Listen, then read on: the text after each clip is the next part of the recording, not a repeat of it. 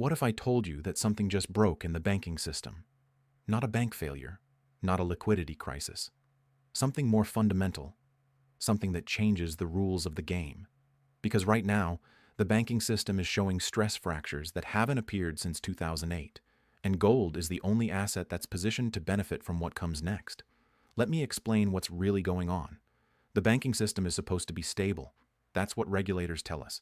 That's what stress tests are supposed to prove. Banks are well capitalized, well regulated, and safe. Except something just broke. In the last 90 days, 5 regional banks have reported significant losses on their bond portfolios. Not loan losses, bond losses. The supposedly safe assets that banks hold as reserves are losing value. Why? Because interest rates rose faster than anyone expected. And when rates rise, bond prices fall. Banks that loaded up on long-term treasuries at low rates are now sitting on massive, unrealized losses. The FDIC estimates that U.S. banks are sitting on over $640 billion in unrealized losses on their bond portfolios. That's not a small number. That's a systemic risk. And it gets worse. Banks are also facing deposit flight. As interest rates rose, depositors moved money from checking accounts paying 0% to money market funds paying 5%. Banks lost over $1.2 trillion in deposits in the last 18 months. Less deposits means less lending capacity. Less lending means slower economic growth. Slower growth means more pressure on banks. It's a vicious cycle. But here's what the mainstream media isn't telling you. When banks are under stress, when the financial system is showing cracks, there's only one asset that benefits: gold. Gold doesn't have counterparty risk. Gold doesn't depend on the solvency of financial institutions. Gold is the ultimate safe haven when the banking system is in trouble. And right now, the banking system is in trouble. Look at what's happening in Europe. Credit Suisse collapsed. Deutsche Bank is showing stress. Italian banks are struggling with sovereign debt exposure. The European banking system is one crisis away from needing another bailout. In the U.S., the situation is more subtle, but equally dangerous. Regional banks are cutting lending. Commercial real estate loans are going bad. Office buildings are empty. Retail spaces are vacant. The collateral backing trillions in commercial real estate debt is worth less than the loans. And the Fed can't fix this with interest rate policy. They can't lower rates without reigniting inflation. They can't raise rates without putting more pressure on banks. They're trapped. So, what happens next? The same thing that always happens when the banking system is in crisis. Flight to safety. And in a banking crisis, the safest asset is the one that doesn't depend on banks. Gold. We're already seeing this in the data. Central bank gold purchases hit record levels in 2023. They're on pace to exceed that in 2024. And these aren't Western central banks.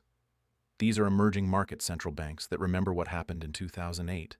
They're buying gold because they know the banking system is fragile. They know another crisis is coming, and they know that when it hits, gold is the only asset that maintains its value. Now, here's something most people miss when they think about protecting themselves with precious metals. If you're buying coins or bars, you're protecting maybe a few $1,000s, maybe 10 or 20,000 if you're really committed. But where's the majority of your wealth? For most Americans, it's in retirement accounts, 401ks, individual retirement accounts that are still denominated entirely in dollars. So you buy some gold eagles or silver rounds. You've got physical metal you can hold. That's great for a portion of your wealth. But what about the 200,000, 300,000, 500,000 sitting in your retirement account? That's still fully exposed to dollar devaluation. And here's what most people don't realize. You can hold physical gold and silver inside your retirement account. It's called a gold IRA. The IRS explicitly allows it. You can roll over existing 401ks or IRAs into an account backed by physical precious metals without triggering taxes or penalties. Think about what that means. Instead of protecting a few $1,000s with bullion purchases, you're protecting your entire retirement at scale. And you're doing it with pre-tax dollars, maintaining all the tax advantages of a traditional retirement account while backing it with hard assets instead of paper currency. I've put together a comprehensive guide that walks through exactly how gold individual retirement accounts work, the specific rules and requirements, how to evaluate custodians, and how to structure a precious metals retirement account for maximum protection. It's completely free. Link is in the description below. This is specifically for Americans with at least $100,000 in retirement accounts. Because that's the level where this strategy makes the most sense, where you have enough wealth that protecting it at scale becomes critical. The guide covers everything: the rollover process, the types of metals that qualify, the storage requirements, the tax implications, everything you need to make an informed decision about whether this makes sense for your situation. The gold market is telling you something right now. The question is whether you're listening. Your retirement account, your life savings, is denominated in a currency that's being systematically devalued, and by the time it's obvious to everyone, it's too late to protect yourself at reasonable prices.